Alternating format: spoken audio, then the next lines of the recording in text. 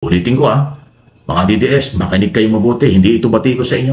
Ito ang totoong nangyayari, wake up call sa inyo ito.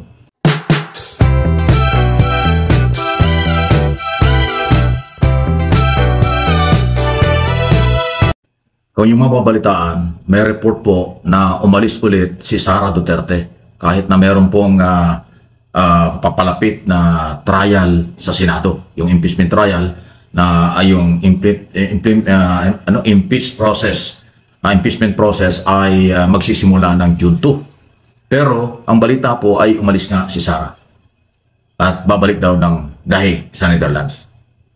May posibilidad ba na itong biglaang pag-alis na ito o itong pagbalik ni Sara doon sa kanyang ama ay dahil dito sa mga nababalitaan at nangyayari on record na yung mga request, petition o motion ng mga abogado ni Duterte led by Attorney Nicolas Hoffman ay nababasura, nire-reject. Baka hindi nagugustuhan ni Sara itong nangyayari. Alam niyo, may report na milyon-milyon ang binabayad ng mga Duterte sa kanyang abogado, pero lahat ng request ay binabasura. Katulad nung una, isa-isay natin.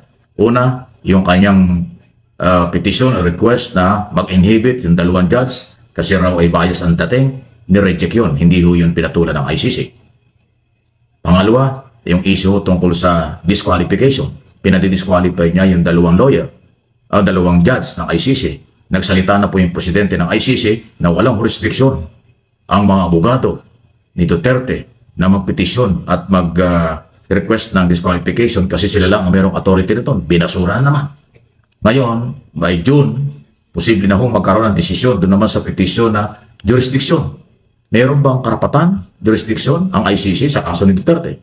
Binigyan po ng deadline ng ICC hanggang June 9 ang mga abogado na sumagot tungkol dyan, lalo na po ang prosecutor. So ayaw kong pangunahan, abangan natin. Okay? Yung request na pauwiin o illegal ang pag-aresto kay Duterte, biktima ng politika, hindi rin ho yan pinagbigyan at pinansin ng ICC. Katunayan, ang galaw ngayon ng ICC, patuloy na tinatanggap ang mga reklamo, ang mga complainant, ang mga dokumento na magpapatunay sa crime against humanity. In other words, lalo pong nadidiin si Duterte sa aking pong analysis at opinion diyan sa nangyayari. Kasi sa halip na yung kanyang mga abogado ay pumokus doon sa ebidensya, ang focus ngayon ay yung jurisdiction, disqualification, inhibition, ayan. Kaya nga ang dating sinabi ko noon na ginagalit lang ng mga abogado ni Duterte ang ICC kasi ganun ang galaw. Sa halip na paghandaan yung ebidensya at aralin para may laban sila, ang ginagawa ay kino-question ang jurisdiction, ang authority ng ICC.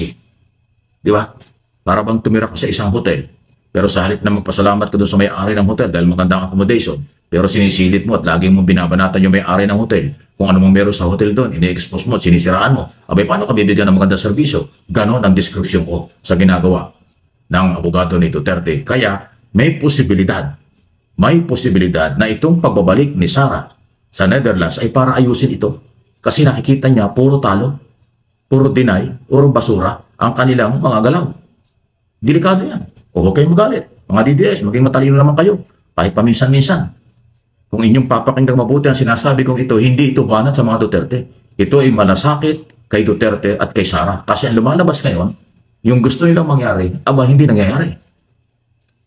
Kung alam ko namang alam ng mga Duterte at ni dating Pangulong Duterte, ang galaw ng kanyang abogado kasi merong client-lawyer relationship. Hindi gagalaw ng kahit anong request, motion o petition ng isang abogado kung hindi alam ng kanyang kliyente. In other words, alam ito ng mga Duterte ginagawa ni Attorney Hoffman, pero natatalo. So kasi siguro, i-evaluate nila, aayusin nila ang diskarte. Kasi umuusad na yung araw, lalo na pag nireject ng ICC ang pag-question sa jurisdiction. Delikado yan. Ibig sabihin, tuloy na tuloy ang trial sa September 23 ngayong taong ito. Kaya yan ho ang posibilidad ng sugod ni Sara sa Netherlands para alamin ito sa kanyang abogado, sa kanyang mga abogado na binabayaran nila ng di umanin milyon-milyon at saka ng kanyang ama dahil nga ho sa natatalo ang kailang request at mga motion at petition. Ayan ang update yan. Ulitin ko mga DDS, makinig kayo mabuti, hindi ito bati ko sa inyo. Ito ang totoong nangyayari, wake up call sa inyo ito. Kasi meron ho kasi mga DDS, pag nabanggit ang pangalan Duterte, ang sabi nila, binabanata na kagad eh. Hindi nakakaintindi ng topic, hindi nakakaintindi ng constructive issue, hindi nakakaintindi ng lehitimong issue. Kanila, pag nabanggit Duterte, akala kalaban na, binabanata na. Ay para kayong mga abogado ni Duterte, laging sarado ang isip, parang politikong Pilipino ang dating. Naloko na.